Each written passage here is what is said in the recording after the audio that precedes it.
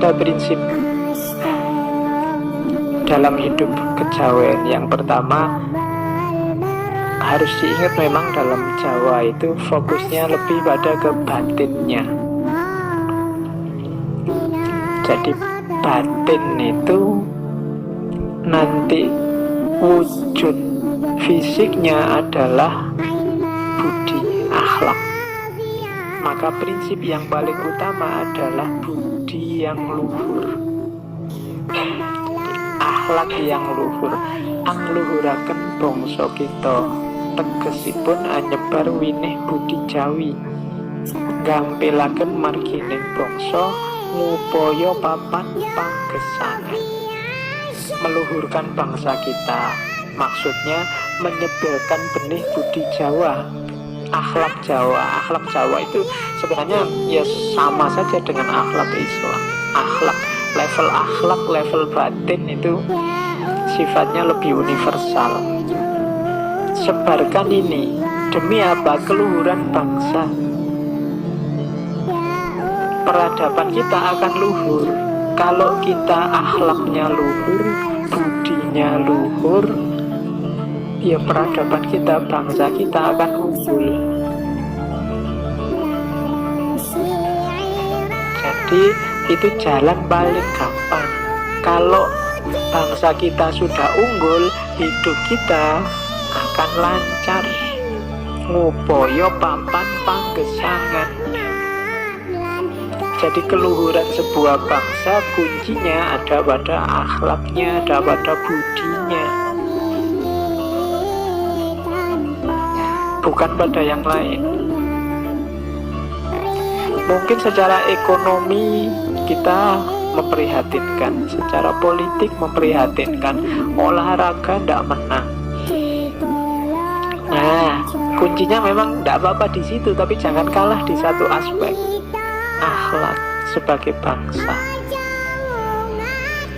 Kalau akhlaknya sudah rusak, akhlaknya sudah jelek, olahraga menang, itu mungkin rasanya jadi hambar. Kayak kamu bal-balan terus ada tawuran itu kan cermin akhlak.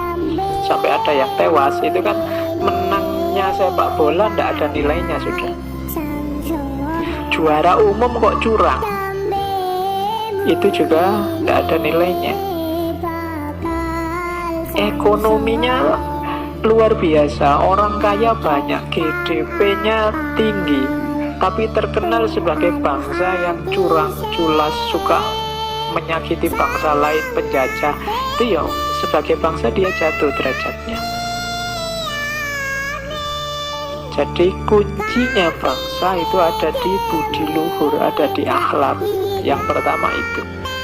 Kunci kedua, peduli sesama. Semakin egois manusia di satu bangsa, semakin susah dia untuk maju. Jadi rasa peduli itu harus ada. Hari ini kan kita banyak saling cuek. Banyak orang menyarankan biar tidak sering-sering konflik, solusinya saling cuek. Ini bahaya malahan. Gitu loh. Solusinya bukan saling cuek, tapi saling memahami, saling mengerti. Kalau itu yang saya bawa itu contoh bagaimana beliau Sosrokartono ini, kalau mau dia bisa jadi orang kaya, mungkin karirnya bisa cemerlang, cuma dia milih mengabdikan dirinya di dunia pengobatan alternatif. Kenapa? Dia tidak kuat melihat bangsanya banyak yang menderita. Ageng alit sami sambat lantangisipun dateng ulun memelas angrentahaken luh lan manah, dan seterusnya. Bisa kalian baca. Tua muda mengadu dan menangis padaku, memelas, membuat air mataku menetes pilu. Berat, sangat berat dijadikan tempat mengadu orang banyak. Lebih berat lagi kalau keluhan mereka saya masukkan rasa dan batin.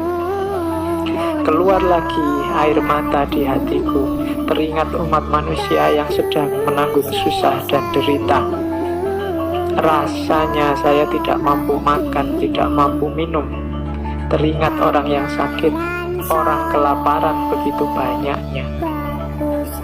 Hilang sirna perasaan susah yang kurasakan memandang kesusahan orang lain.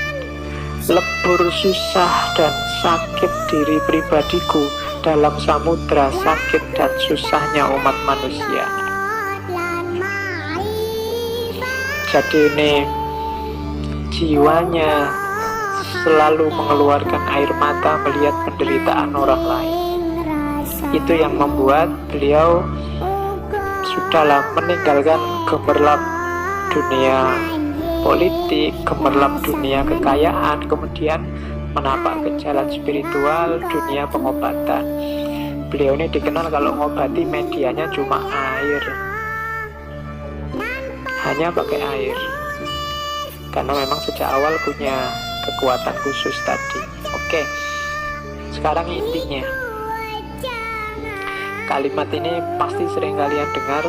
Kapan-kapan kalau ada yang mau ziarah ke makamnya Sosrokartono di Kudus, silahkan, makamnya ada di Kudus. Di sana juga ada yang suka baca-baca, di dekat makamnya itu ada semacam perpustakaan, tapi banyak juga buku-buku tentang beliau yang dijual. Jadi teman-teman yang ingin koleksi bukunya boleh ke sana. Ada banyak kalimat di seputar makamnya. Kalau yang 4 ini kelihatannya ada di sisi kiri. Kalau sini kiri ya, kirinya nisan. Jadi kan itu ada cungkupnya, itu nanti di bagian kiri ada tulisan ini: Sugih Tampo Bondo, Digdaya Tampo Aji, Ngeluruk Tampo Bolo, Menang Tampo Ngasoraken. Jadi ini insya Allah sering kalian dengar kalimat ini dari Sosrokartono sebenarnya. Sugih Tampo Bondo kalian sudah paham. Jadi kekayaan, kaya tapi tanpa ada harta yang berlimpah. Jadi kaya atau tidak itu kuncinya tidak pada barang yang kamu miliki atau sesuatu yang di luar dirimu. Kaya atau tidak itu kan tergantung pada kamu merasa cukup atau belum. Jadi tidak tergantung hartamu, tergantung mentalmu, tergantung jiwamu. Hari ini juga, detik ini juga kamu sudah boleh mengklaim diri jadi orang kaya. Tidak usah nunggu besok kalau sudah ngelamar PNS dan diterima. Jadi itu rasa kok, oh saya sudah kaya kok Pak, saya mau apa-apa sudah cukup, tidak harus utang-utang ke yang lain. Wong saya butuh, saya sehari balik kopi sak gelas, rokok 2 batang, kemudian yang penting ada makanan apa saja masuk. Kalau tidak ada ya nebeng temen yang masak. Misalnya saya tidak butuh, sehari tidak makan saya tidak apa-apa Pak, misalnya. Jadi saya tidak butuh apa-apa lagi dalam hidup. Itu sudah jiwa yang kaya itu. Dibandingkan yang hartanya banyak tapi masih sumpek, masih kurang ini, kurang itu, masih butuh buka cabang di sana, masih butuh kawin lagi, masih butuh.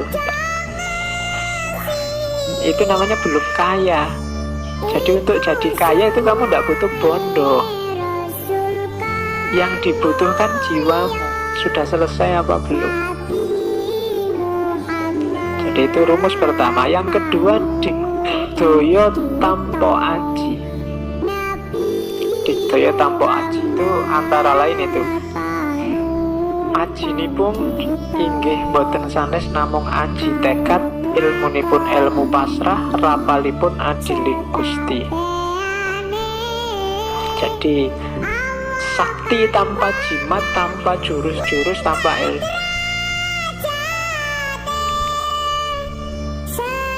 Kesaktiannya apa? Tekad yang kuat. Ilmunya apa? Pasrah. Mantranya apa? Rapalnya apa? Keadilan Tuhan. Tanpa harus punya jabatan, tanpa harus punya kuasa, tanpa harus punya relasi.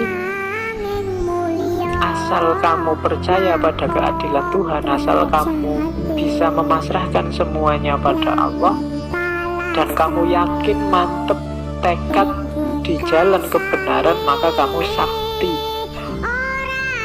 Itu Digdaya tanpa aji.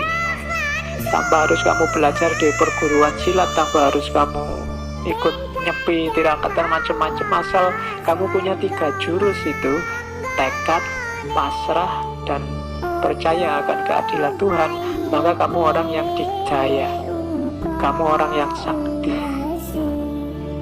Kamu akan bisa menghadapi apa saja meskipun tanpa aji. Terus yang ketiga, ngeluruk tanpa bolo, menyerbu orang, menyerbu musuh tanpa pasukan. Taklukkan musuhmu, serbu dia, tapi tidak usah bawa pasukan. Yang dibawa apa?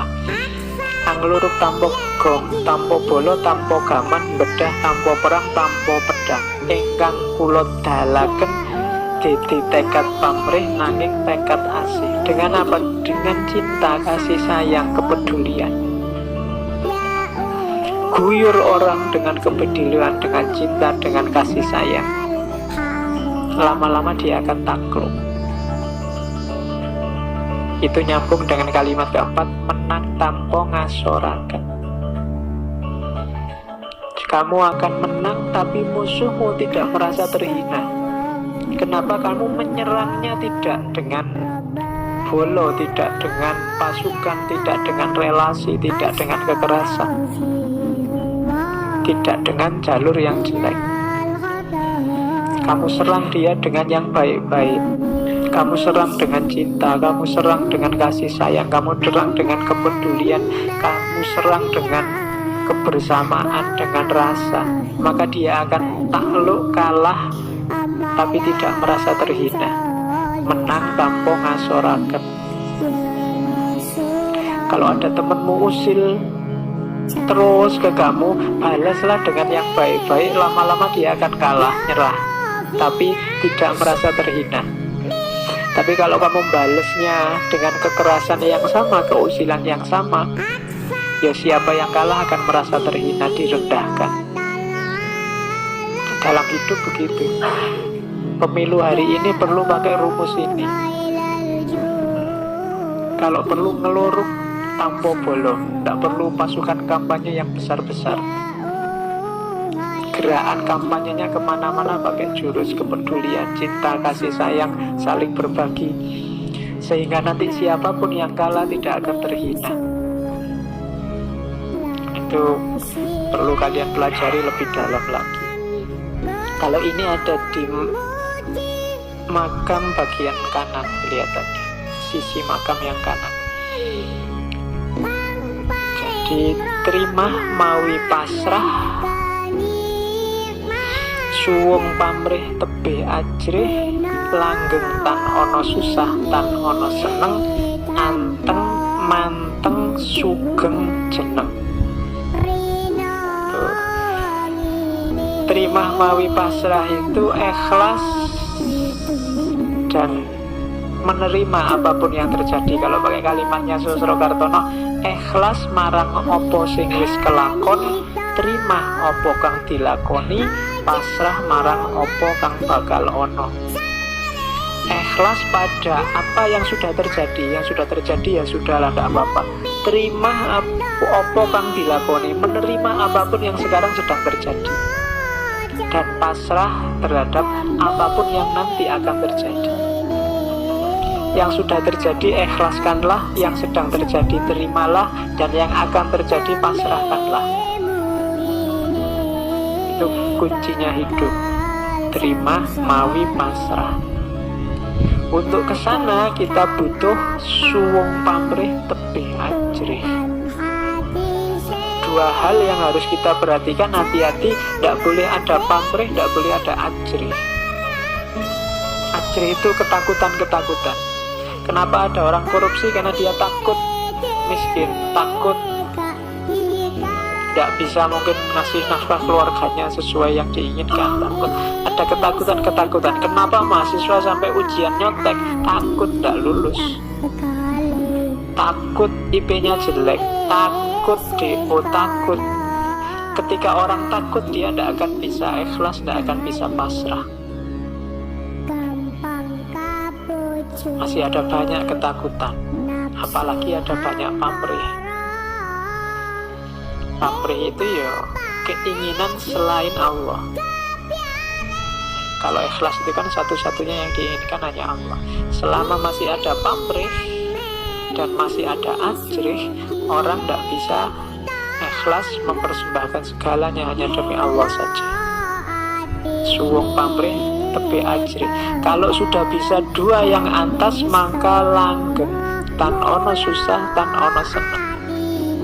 Hidupmu akan mutmainnah, stabil. Jadi tidak susah, tidak senang.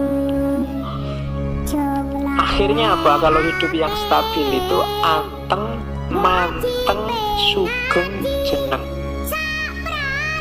Kalian akan tenang, fokus, sejahtera, sugeng, senang, bahagia, dan jeneng.